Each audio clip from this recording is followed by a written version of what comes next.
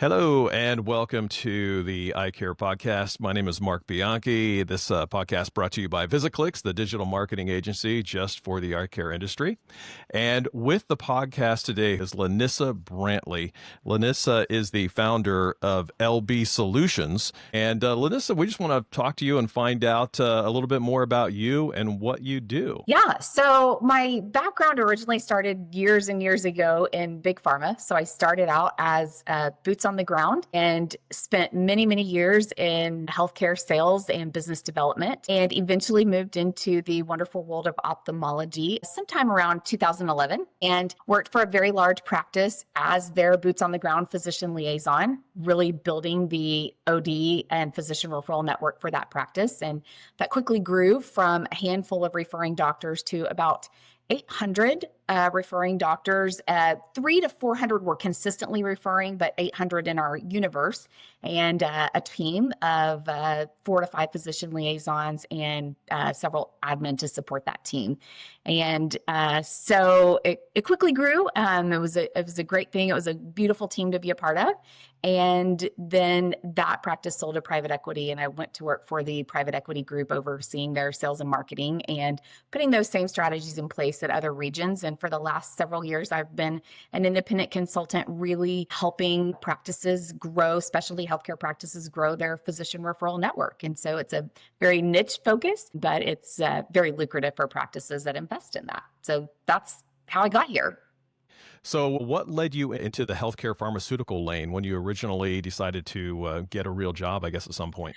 Well, interestingly enough, straight out of college, I started out as a psychiatric social worker and thought my whole educational career that I was going to be a marriage and family therapist, and was on that track. And I got into the social work arena and realized that I love learning about it. I didn't necessarily love practicing it. And so at our clinic where I worked, we had all of the pharmaceutical reps that came in. And I thought, I think I would enjoy that. I still wanted to really help people. I still wanted to really be in the healthcare space, but I wanted to do it in a different way. And so I got to know some of those reps and had a few connections too from personal relationships. And they were wonderful and championed me and helped me to finally get on as a pharmaceutical rep. It took some crazy amount of time. It was several months, a couple of years even, and I don't know, like 18 interviews or some crazy thing. So it took me a long time to get the job, but I set my sights on that role and eventually landed that role. And it ended up being a really good fit for me and ultimately led me to this space. What transitioned you into the ophthalmic industry? I had taken a couple years off when my kids were really little, and I was ready to get back to work once my youngest turned 2. And interestingly enough, just friend of a friend, I was looking for something where I didn't have to travel quite as much because my kids were still really small at the time. And friend of a friend happened to be a recruiter sitting at a birthday party of all things, submitted a resume, and shortly after that had a job, and it ended up being a good fit. Sounds like it was meant to be. Yeah. That's awesome. Mhm. So you said in a previous position, you got up to 800 doctors and a referral network. Is that right? It was between 800 and 1,000 that were in our Wow. total universe. Again, that was 300 or 400 consistently referring, but we had much more than that were in our universe. So I think a lot of doctors that are watching this probably want to know, what's your secret sauce? How did you get that many referring doctors? Well, there are some nuances to it, obviously, but the bottom line is really having a good team, having the right people to represent your practice, and then having those right people that are representing your practice go out and talk about you to potential referring doctors. And not just talk about you one time, but talk about you over and over and over again so that you're always top of mind in those referring doctors' offices. And that's the simplified version of it, but that is the secret to success. So you suggest having a team of people do this for you, not as a doctor trying to do it on your own? If you're a smaller practice, a lot of smaller practices start out with the physician, especially if you're a newer practice and you've got a little bit of time. then I think it's absolutely great if the physician can go out and start building those relationships, doctor to doctor initially. But at some point, the goal is to get busy enough that you're seeing the patients inside the practice. And so at that point, then it does tend to work out better if you have a team member or if you have someone else doing that on your behalf. Right. If a doctor were looking for a team of people, or even just maybe one person to One start out person with to as a start. physician liaison, what kind of person would they be looking for? Definitely someone that is self-motivated, that can go out independently and make these calls. Someone that can hear the word no over and over again, because you're going to hear a lot of no's before you start hearing those yeses. So someone that has the tenacity and the grit to be able to do that. And then also someone that's going to represent your practice well. So if you think about it, this person is the face of your practice. They are representing you to the community. So is this somebody that you want representing you? And do they have the people skills to be able to have conversations with all different types of people? Because you're going to start out with the gatekeeper. You're going to be talking to the technicians. You're also going to be talking to the doctors. And so you want somebody with a skill set that really has a genuine sense of curiosity and genuinely enjoys having these conversations with people and all different types of people. It sounds like a background like yours, being a pharmaceutical rep at one point, is probably a good training ground for somebody in a position like this. It definitely prepared me very well for a position like this. And that's definitely when I'm hiring on behalf of a practice, I tend to look for people with experience. A lot of practices think that it's a great idea to hire somebody from within their practice because that person understands the practice and they can communicate the practice very well. Sometimes that works out.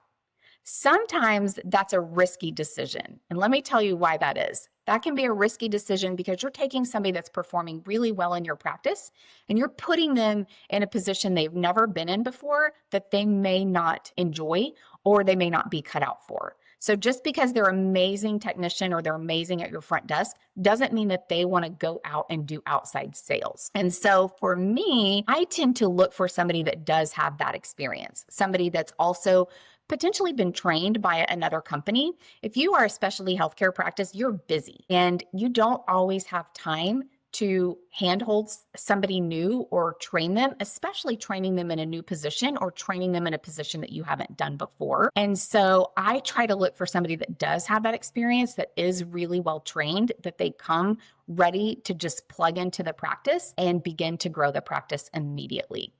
So Okay. that's my personal bias. And not saying that other avenues can't work out, but that is definitely my personal bias. Sure. It seems like it's definitely a sales background, probably primarily sales, because like you said, you're going to get a lot of no's. And if you're not prepared for getting no's in the sales world, you're going to have a problem. So someone could be a really good administrator, but not necessarily great at sales and vice versa. So it seems like that's definitely the route to go, to find the right Exactly. salesperson, essentially.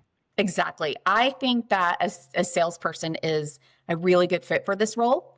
That makes a lot of healthcare practices uncomfortable because they don't want to think that they're selling. Right. But the reality is, we're all selling every single day. And so if you don't like the word sales, that's fine. What word do you like? Do you like educating? Do you like encouraging? Do you like sharing? Do you like serving? So you can replace the word sales with whatever word makes you more comfortable. But the reality is, even as a physician, you're having to sell your treatment plan to these patients. And that's not a bad thing. That's in their best interest. If they are going to get sick or perhaps not live as long if they don't take their medication, then it's your job to educate them and encourage them to take that medication so that they can live the best, healthiest life. And so sometimes the word sales in healthcare gets a bad rap, but it really is a sales position and it's not intended to be a bad thing. It really is intended to help people live the best life that they possibly can. And that's why we're in healthcare. That's why we do this, is we want to help people live the best life that they can. And, physician liaison is a title that I've heard. I believe that was your title at one point. Yes, That's, it I mean, was. that's a great title, I think, because really what it's about is being a liaison for the physicians and connecting the doctors to each other. Also, more importantly, I think, is connecting the patients to the right physicians to give them the proper procedures that they need. I know that a Exactly. lot of times, you do a Google search for, let's say, an ophthalmologist, and you have no idea which ophthalmologist to pick. Do you pick the one with the best Google reviews? Do you pick the one that's nearest you? Do you pick the one that has a name that maybe you recognize because you saw an ad somewhere? Mhm. Um, so tell me how connecting the patient to the right doctor is beneficial for a network like this. Yeah, absolutely. And thinking through it, that is really the physician liaison's job to not only help a referring provider, but also then by default, the patients sort through and filter through all that noise because there is so much noise now in the marketplace. And so, how do we find that good fit, that good physician fit? And so, sharing that message, sharing your practice message with a referring doctor so that they know these are the services we provide. This is the way that we care for your patient. This is the way that we can serve you and have communication. And that way that there is a seamless communication and relationship between our practice, your practice, and the patient. And these are the ways that we put patients first. That's really helpful, not only to the referring doctors, but also to the patients to know and understand and believe that they have landed in the right place for them. Right? It always comes down to the patient, right? Patient Mhm. first. I love how you put Absolutely. that. So, in your current position, then, with LB Solutions, how many doctors can you work with at any given moment? So I typically, there's a couple of different services we provide. So we have a very, very high touch program that includes a lot of different services, and we keep that very minimal, 3 to 5 practices at a time, because we want to make sure that you're getting everything you need to grow your practice. But we also have some online courses, and we can take quite a few practices in those online courses. Typically, we take about 10 practices at a time when we're going through some of those online courses. So we can take a few more practices in that. Okay. Good to know. Can you give me a little bit of an idea of other ways that doctors maybe can get physician referrals other than physician liaison position? For example, are there other ways that they could actually accomplish this without adding another role to their company? So you can accomplish this without adding another role to your company. You can identify somebody within the practice to go out and begin to do this. And that's really where I recommend that a lot of practices start, especially if you're a smaller practice or if you're on a budget. So it could be a provider. It could also be just someone on your team that you feel like has a good personality fit for this role. And they can start out 1 or 2 days a week. If you can find that time and lock in that time, I would say the caveat here is to really block out that time. If you're Sure. not blocking out the time, you end up not doing it, ends up not being successful. But if you can really block out the time for 1 or 2 team members, you can start getting some success and some traction in this program. And then that helps to bring in the revenue to begin to think about hiring somebody more of a like a full-time role for this Sure. for this position. But And I do recommend that it is somebody that goes out and visits the offices face to face. You can try phone calls, you can try emails. It's going to be a lot more work and a lot less response. so, how do you get that face to face appointment then if you're not going to be necessarily calling or emailing? How do you get that appointment? It sounds so simple, but you show up. And if the doctor's busy or the gatekeeper is doing a good job gatekeeping you out, then you Hmm. build that relationship with the gatekeeper. You work with them to schedule the appointments. But what happens when you go into an office is you start to immediately build that relationship and they have to do something with you. If you call on the phone, if you email, that can easily get ignored. You can easily get hung up on. You're out of sight, you're out of mind. But when you show up, they have to do something with you. And there is opportunity then for conversation. There's opportunity for relationship. You can leave literature and information behind. If the doctor's not available, you can ask for a referral coordinator. You can ask for a practice leader. You can ask for some other decision maker or some other associate within the practice. So when you show up, there's opportunity there. Even if you don't get it on that first visit, there's opportunity there to have other conversations, make other connections, and set future appointments. How important is that relationship with that gatekeeper? I would say very important. It is the gatekeeper that chooses whether you get to have further conversations within the practice with practice leaders and physicians or not. And so, definitely wanting to build a relationship with that gatekeeper and really make them your best friend so that you can have that relationship with the total office. Is it recommended to maybe bring donuts with you or something like that that can just make that gatekeeper feel a little bit better about having a relationship with you? I will say treats never hurt. Treats are always nice, helpful. They can be a good conversation starter too. Sometimes the physician liaison, if they're walking into a new practice, is a little bit nervous. They have their message in their head, but still feels a little bit anxious about meeting someone new. And so sometimes bringing in some donuts or some cookies can help to break that ice. Hi, I come bearing gifts. I'm Lanissa with such and such practice. And so it kind of helps to ease that conversation. But the reality is, it is not necessary to bring treats. I would say the most important thing is, are you bringing value? Are you bringing value to their patients? Are you bringing value to their practice? And how can you do that? Maybe it's an article that would be of interest to them. Maybe it's really good communication. But is the number one thing we hear from referring and potential referring doctors is communication is the most important thing. And it's very lacking, sadly, in referral relationships. So that's a huge opportunity for a practice to bring value and set themselves apart, is making sure that you have really strong communication with your referring providers. So giving them an easy way to refer or just communicating to them how to refer, those are all things that are very valuable for them and their patients. And so it doesn't have to be treats. Just bring something of value. That makes sense. Mm-hmm. Do you have any success stories where you can say, hey, I met with this group on day one, by day 90 or day 180 or whatever it was?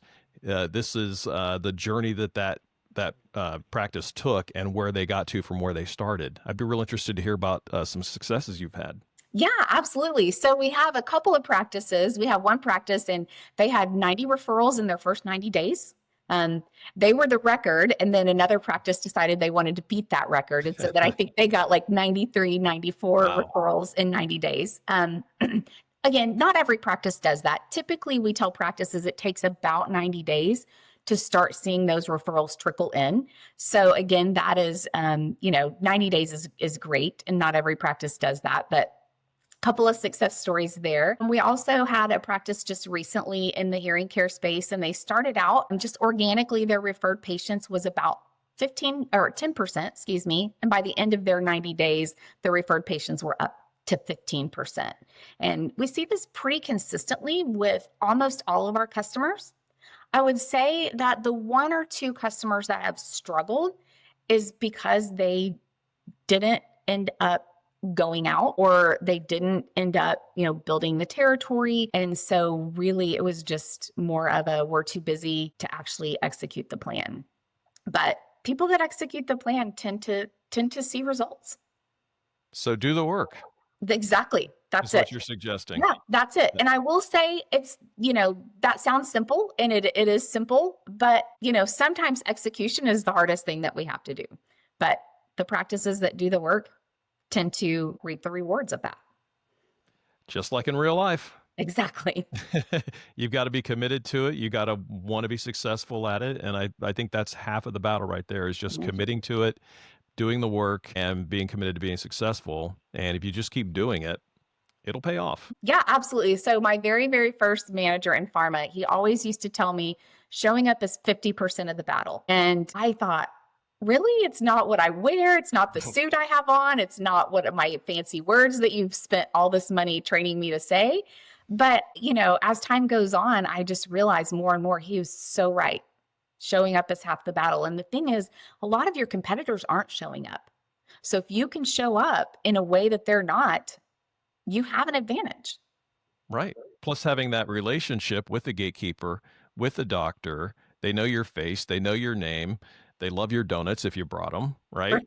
And they see the value in what you're bringing to their patients, and they want to do what's best for their patients, bottom line. Mhm. And if they believe that's you, you got your foot in the door. It sounds like to me like you're already going to have some success there just by establishing that relationship. Because really, that's what sales is it's a relationship business.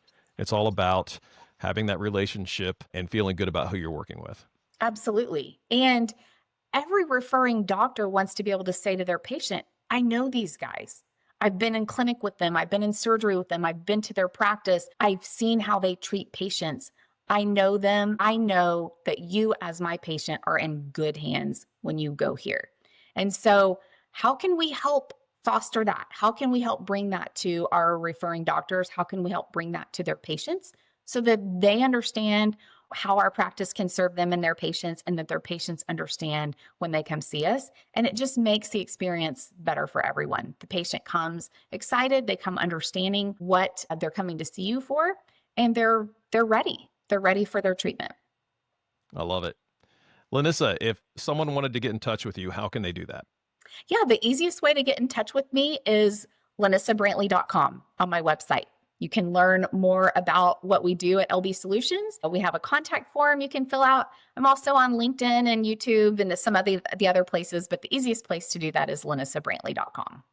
All right. Well, we're going to be connected on LinkedIn, and I'll definitely keep up with you and find out how everything is going at LB Solutions, because I think you have a fascinating business. I know physicians that 100% of their leads are from physician referral. Mhm. And I think that that's obviously a very important part of the business. So thank you for helping the doctors that you have helped and helping the patients find the right doctors. That's very important. And thanks for being on the podcast today, too. It was a real pleasure. Yeah, thanks so much for having me. Thanks, Lanissa. Talk to you soon. Thanks.